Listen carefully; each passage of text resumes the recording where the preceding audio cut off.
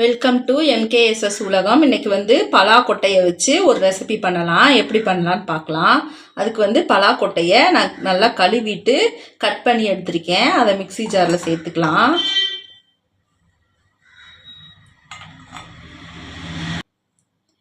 இது தண்ணி எதுவுமே சேர்க்காம குறப்பாக அரைச்சி எடுத்துக்கலாம். நம்ம பருப்பு வடைக்கெலாம் அரைப்போம்ல, தண்ணி சேர்க்காம அந்த மாதிரி இதை அரைச்சி எடுத்துக்கலாம். நம்ம குறப்பாக அரைச்சிட்டு வந்துட்டோம். இந்த அளவுக்கு குறப்பாக அரைச்சாச்சு. இப்போ இதை ஒரு கிண்ணத்துக்கு மாற்றிக்கலாம். இப்போ இதில் ஒரு கப்பு கடலை மாவு சேர்த்துக்கிறேன்.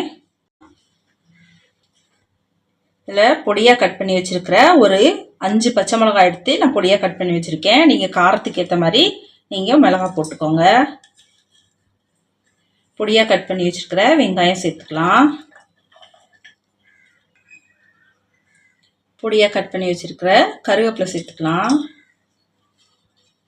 இப்போ பொடியாக கட் பண்ணி வச்சுருக்கேன் மல்லி இலை, அதை இதில் சேர்த்துக்கலாம். ஒரு 2 ஸ்பூனு அரிசி மாவு சேர்த்துக்கலாம். அரிசி மாவு சேர்க்கறதுனால நல்லா கிறிஸ்பியாக இருக்கும், அதுக்காக தான். இது கூட ஒரு ஸ்பூனு மிளகாத்தூள் சேர்த்துக்கலாம். ஒரு 1/4 ஸ்பூன் மஞ்சத்தூள் சேர்த்துக்கலாம். தேவையான அளவு உப்பு சேர்த்துக்கலாம். இதை நல்லா கலந்து விட்டுறலாம். நம்ம தண்ணி எதுவும் சேர்க்காம நம்ம இதை நல்லா கலந்து விட்டுறலாம்.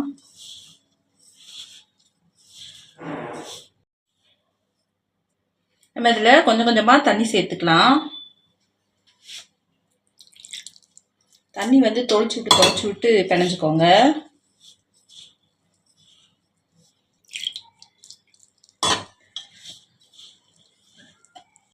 ஒரு 1/2 ஸ்பூனு ஆப்ப சோடா சேர்த்துக்கலாம். இதையும் நல்லா கலந்து விட்டுடலாம்.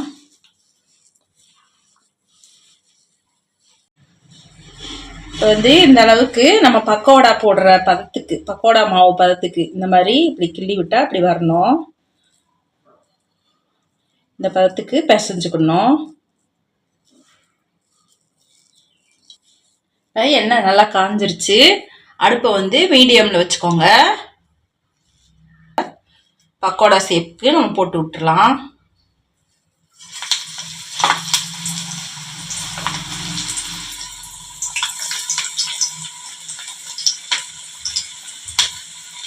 இந்த மாதிரி போடும்போதே லைட்டாக இப்படி கிள்ளி விடும்போது இந்த இடத்துல இப்படி ஒரு அமுக்கு அமுக்கிட்டு அப்படி போட்டு விடுங்க.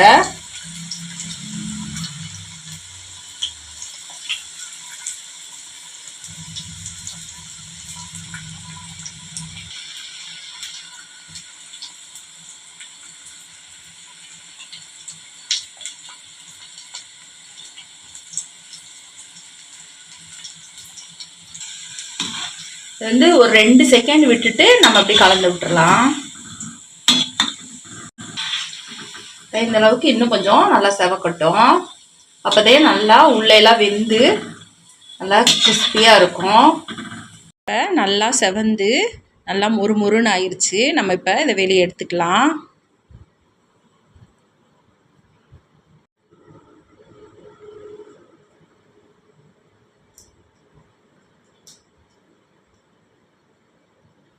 இப்போ நம்ம வெளியே எடுத்துட்டோம். இதே மாதிரி எல்லாத்தையும் நம்ம போட்டு எடுத்துக்கலாம்.